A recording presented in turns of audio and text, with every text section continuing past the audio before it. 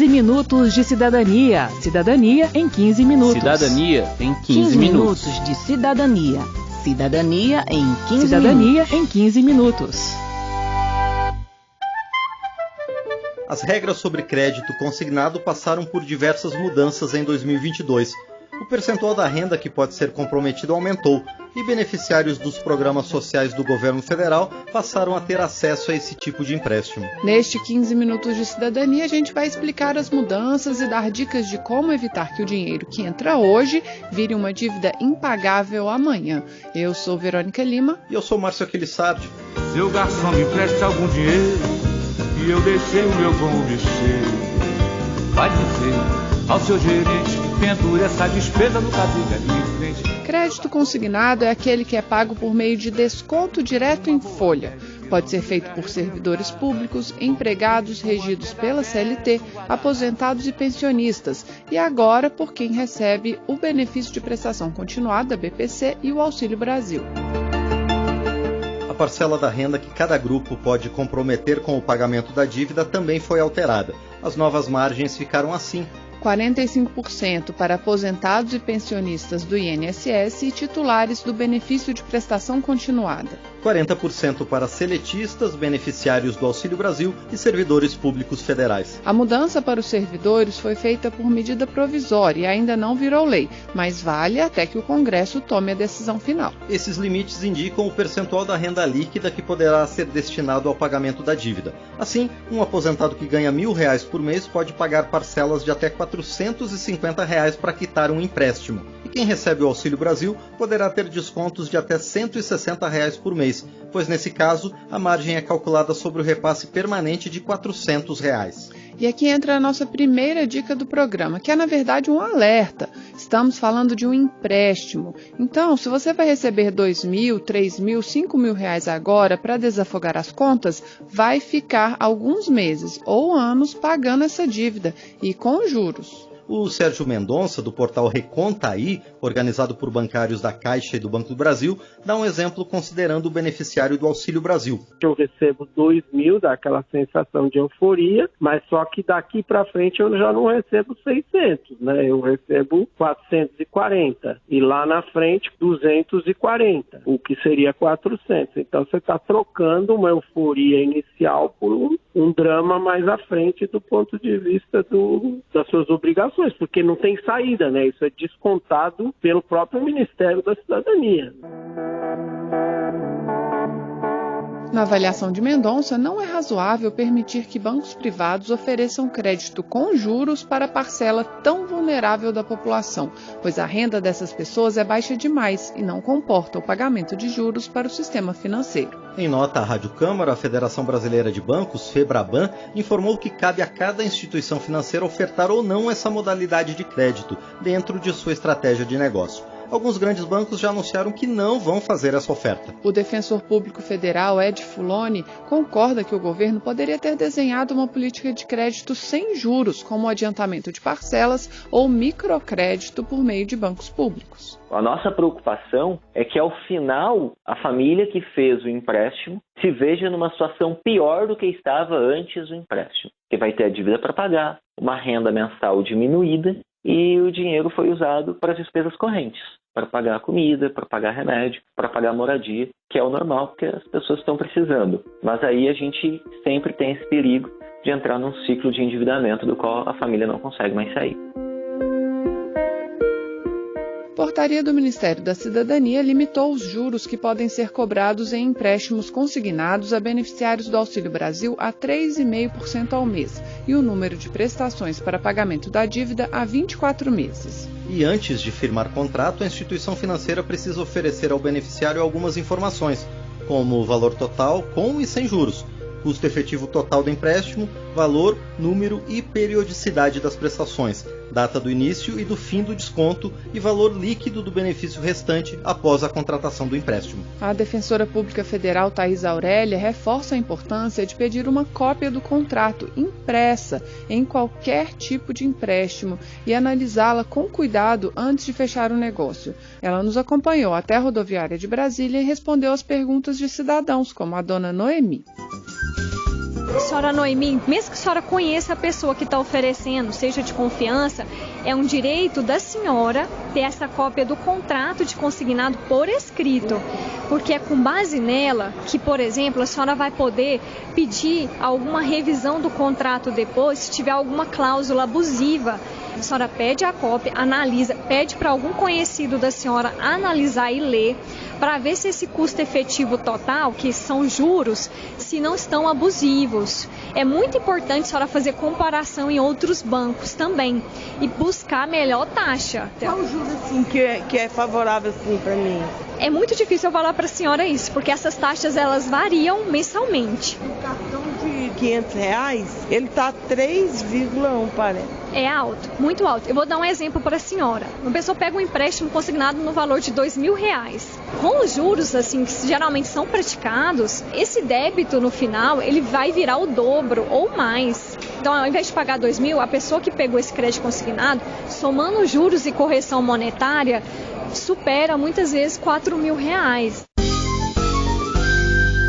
Raquel, eu gostaria de saber para quem tem o nome sujo no banco, se pode estar fazendo esse crédito consignado. Geralmente, quando a pessoa tem uma restrição do nome a algum tipo de banco de dados, depende muito da instituição financeira, mas a maioria não autoriza, não libera.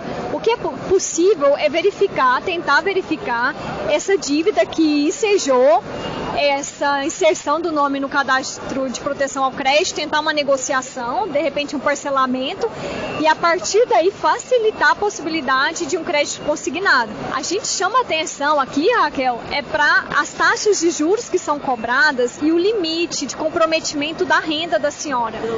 Não permitir que esse comprometimento da renda ultrapasse 30% da sua renda. Apesar da lei hoje autorizar mais que isso, a Defensoria Pública da União entende que isso gera um empobrecimento a longo prazo da população e não considera como uma medida que seja garantidora, né, de uma melhoria de qualidade de vida da população. Aqui cabe outro alerta que já fizemos muitas vezes no 15 Minutos de Cidadania. Não adianta comparar apenas a taxa de juros, pois ao fazer um empréstimo você paga outros encargos, como tributos e taxas, que precisam ser somados para que você saiba exatamente quanto está pagando por aquela grana adiantada. Por isso, quando o agente bancário te disser qual a taxa de juros do empréstimo, diga que você quer saber qual é o CET da operação, o custo efetivo total. É ele que reflete todos os valores embutidos no pagamento da dívida. Essa é uma das informações que o banco é obrigado a te apresentar. Dinheiro na mão é vendaval na vida de um sonhador, quanta gente aí se engana e cai da cama com toda a ilusão que sonhou. A portaria do Ministério da Cidadania proibiu qualquer tipo de publicidade direcionada a beneficiário específico ou qualquer tipo de atividade voltada a convencer o beneficiário a fazer empréstimo consignado com o Auxílio Brasil. Essas atividades serão consideradas assédio comercial. Segundo a Ione Amorim, do IDEC, Instituto Brasileiro de Defesa do Consumidor, a oferta abusiva de crédito consignado é um problema recorrente e que gera o superendividamento das famílias. O banco ele não avalia a capacidade de pagamento desse consumidor. Ele se concentra nas normas que autoriza a prática do consignado. Então, eu não vou olhar se essa pessoa que ganha R$1.000, se ela tem outras contas para pagar e o quanto que ela vai ter de disponibilidade para assumir um crédito. Eu vou simplesmente avaliar que ela pode comprometer 45% da renda dela com crédito, então eu vou oferecer o crédito. Ainda segundo Amorim, após alguns meses de pagamento das parcelas do empréstimo, o agente bancário retoma o contato com o consumidor para refinanciar a dívida assumindo novo empréstimo. É a chamada troca com troco, ela diz. Por exemplo, a pessoa faz um empréstimo para pagar em 72 meses. Depois de 22 meses, o banco refaz os cálculos e vê que dentro da margem que ela pode comprometer com o consignado, é possível oferecer novo empréstimo em valor menor do que o primeiro. Então, ele refinancia o valor que falta a ser pago do primeiro empréstimo e deposita o valor do segundo empréstimo na conta da pessoa, que agora volta a ter 72 meses de parcelas pela frente. Essas operações, diz a Ione Amorim, vão se repetindo sistematicamente, de modo que a pessoa nunca volta a ter acesso ao valor total do seu salário. Ela dá um exemplo real. Eu estou com um caso de uma senhora que ela tem 15 contratos de consignado. Ela é aposentada e pensionista, ganha 2 salários, aí R$ 2.400. Ela tem o uso 100% da margem, então ela tem lá quase R$ 850 com os 2 benefícios. Há 15 anos, ela não recebe um único mês o salário dela integral, porque todos os contratos são sucessivamente sendo renovados. Há 15 anos. Sabe o que é ficar 84 meses pagando parcelas de R$10 para pagar uma dívida de R$300? Ela não tem essa ideia, ela não tem essa consciência. E quem faz essas operações também não. Essa senhora que tem 75 anos tem renda própria de R$ 2.400, mas vive com R$300 e nunca tem dinheiro para nada, diz a Ione. Isso porque quando o consignado compromete parte de uma renda que já é baixa, a pessoa acaba recorrendo a outras linhas de crédito, tem juros mais altos e que não estão limitadas às margens do consignado. E quem faz todas as operações em nome dessa senhora, completa a Ione Amorim, é a correspondente bancária. Ela tem 5 bancos. Eu falei, quem é que escolhe os bancos que a senhora faz essas operações? Ela falou assim, não, mas não sou eu, é o correspondente, é a minha consultora que escolhe. Aí ela me liga e diz, olha, já tem uma margenzinha, porque eles administram os contratos dessas pessoas e vão a critério muito pautado pela forma como eles são remunerados pelos bancos.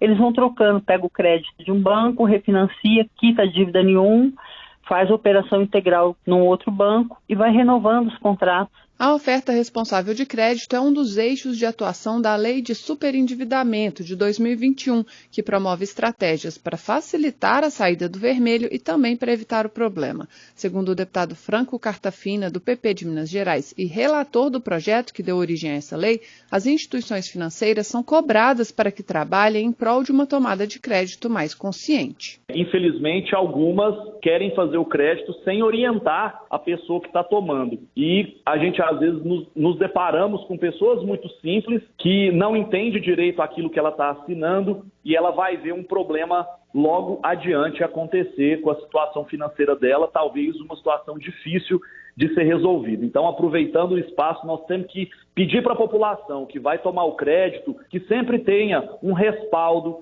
que tenha alguém junto, às vezes, que conhece um pouquinho mais, que leve ali alguma pessoa para poder orientar e tire as dúvidas sobre quantos meses de fato vão ser aquele empréstimo, qual que é a alíquota, qual que é a taxa de juros que vai ser pago, qual que vai ser o valor final que a pessoa vai pagar, pegando aquele valor inicial, para saber se aquilo realmente vale a pena. Em entrevista anterior ao 15 Minutos de Cidadania, o Amaury Oliva, da Febraban, afirmou que desde 2008 o sistema de autorregulação bancária trata da oferta responsável de crédito. O superendividamento não interessa a ninguém, não interessa ao consumidor, não interessa ao Estado e também não interessa aos bancos. A inadimplência, por exemplo, ela responde por 1/3 do custo do crédito. E os bancos, eles querem emprestar mais para mais pessoas. Ao mesmo tempo, consumidores mais conscientes e com mais saúde financeira também acabam buscando mais produtos e serviços bancários. Então, os bancos querem uma relação sustentável com seus clientes. Situações como essa descrita pelo IDEC ocorrem com todos os tipos de consignado, mas por se tratar de população em maior situação de vulnerabilidade,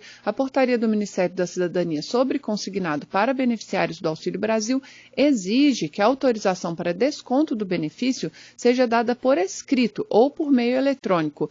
Não será aceita a autorização dada por telefone ou por meio de gravação de voz. E esse é o último alerta de hoje, que vale para todo tipo de empréstimo. Nunca aceite uma oferta feita pelo telefone ou pelo caixa eletrônico dos bancos. E no caso de benefícios pagos pelo INSS, é possível assinar declaração proibindo que sejam feitos descontos em seu nome. Essa é uma boa maneira de evitar fraudes. Eu só peço a Deus um pouco de malandragem, pois sou criança e não conheço a verdade.